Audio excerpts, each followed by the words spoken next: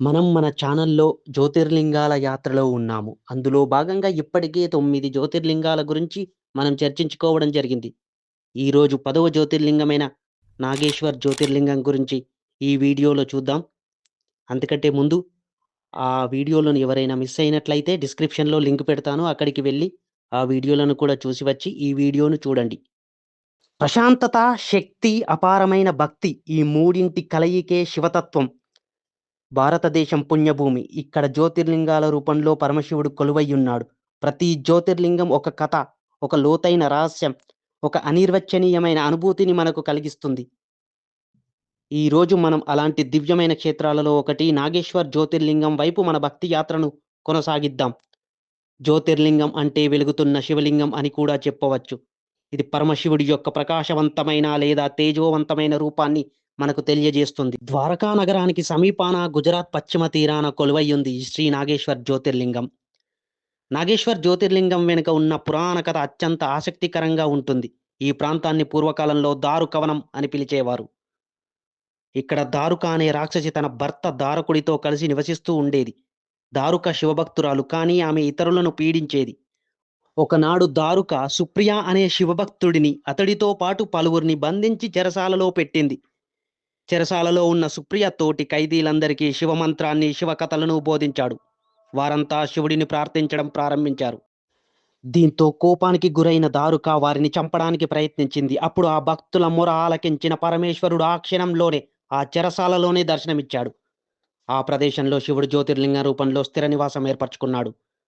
ఈ పురాణం ఏం చెబుతుందంటే భక్తుల మొర ఆలకించడానికి ఆ శివుడు ఏ క్షణంలోనైనా ఎక్కడి నుంచైనా ప్రత్యక్షమవుతాడు. ఈ నాగేశ్వర జ్యోతిర్లింగాన్ని పూజిస్తే మనిషికి విషం, పాముల భయం మరియు అకాల మృత్యు భయం తొలగిపోతాయనే నమ్మకం. ఈ ఆలయ ప్రాంగణం విశాలంగా అద్భుతమైన శిల్పకళతో నాగేశ్వర ఆలయం ప్రధానంగా స్థానిక రాతితో నిర్మించబడింది. ఇది సోమనాథ్ నిర్మాణ శైలిని పోలి ఉంటుంది.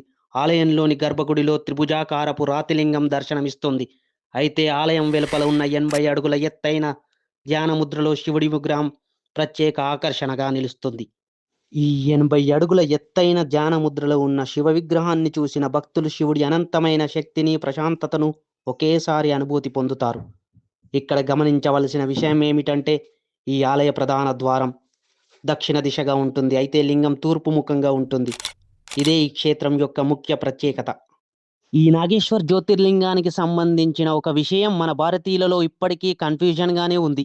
అదేమిటంటే నాగేశ్వర్ జ్యోతిర్లింగం గుజరాత్‌లోనే కాకుండా ఉత్తరాఖండ్‌లోని అల్మోరా సమీపంలో, అలాగే మహారాష్ట్రలోని ఔంధా ప్రాంతంలో కూడా ఉందని భక్తులు నమ్ముతుంటారు. కానీ శివపురాణం ప్రకారం జ్యోతిర్లింగం దారుకావనంలో ఉన్నట్లు స్పష్టంగా పేర్కొనబడింది. దారుకావనం ద్వారకా నగరానికి దగ్గరలో ఉంటుందని మనం చెప్పుకున్నాం కదా! అలాగే ఈ ఆలయ నిర్మాణం కూడా గుజరాత్‌లోనే ఉన్నటువంటి మరొక జ్యోతిర్లింగం సోమనాథ్ ఆలయాన్ని పోలి ఉంటుంది. అయితే ఈ ఆలయంలో లభించిన శాసనాలు మరియు స్థానిక ఆచారాలు కూడా గుజరాత్‌లోని ఆ స్థలానికి ఎక్కువగా ప్రాధాన్యత ఇస్తుంటాయి. అయితే ఈ జ్యోతిర్లింగాన్ని నాగేశ్వర్ అని పిలవడానికి ప్రధాన కారణం భక్తులకు నాగభయం నుండి రక్షించేవాడు ఈ శివుడు కాబట్టి. ద్వారకాధీశ్ ఆలయం సందర్శించిన తరువాత భక్తులు తప్పనిసరిగా నాగేశ్వర జ్యోతిర్లింగాన్ని దర్శిస్తారు. ద్వారక నుండి ఈ క్షేత్రానికి ప్రయాణం సుమారు 30 నిమిషాలు మాత్రమే పడుతుంది. ఇక్కడ ప్రతిరోజు పూజలు, రుద్రాభిషేకాలు జరుగుతూ ఉంటాయి. అయితే మహాశివరాత్రి పండగ రోజున ఆలయ వాతావరణం పతాక స్థాయికి చేరుకుంటుంది. ఆ రోజున లక్షలాది మంది భక్తులు స్వామివారిని దర్శించుకోవడం కోసం తరలివస్తారు. శివుడికి ప్రత్యేకంగా అభిషేకాలు, పాలతో, బిల్వ పత్రాలతో పూజలు నిర్వహిస్తారు. ఈ క్షేత్రంలో మహాశివరాత్రి ఉత్సవాన్ని చూసేందుకు 2 కండ్లు సరిపోవు.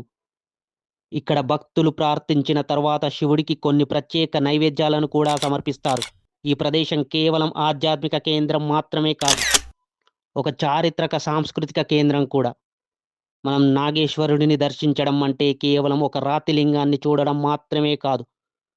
మనలోని అజ్ఞానమనే చీకటిని తొలగించుకోవడానికి, మన అంతరాత్మలోని దైవత్వాన్ని మేల్కొల్పడానికి చేసే ప్రయత్నం. మనకు ఎన్నో సమస్యలు, ఎన్నో భయాలు జీవితంలో నాగుపాముల్లా చుట్టుముట్టవచ్చు. కానీ ఆ నాగేశ్వరుడిని మనసులో తలుచుకుంటే ఆ భయాలు పటాపంచలైపోతాయి. ఆయన ఆశీస్సులు పొందిన వారికి అకాల మృత్యు భయం ఉండదు. విషసర్పాల భయం ఉండదు. జీవితంలో ఆనందం, శాంతి, మోక్షం లభిస్తాయి. ఈ దివ్యమైన ప్రయాణం మనందరి జీవితాలలో శాంతిని నింపాలని కోరుకుంటూ ఓం నమః శివాయ.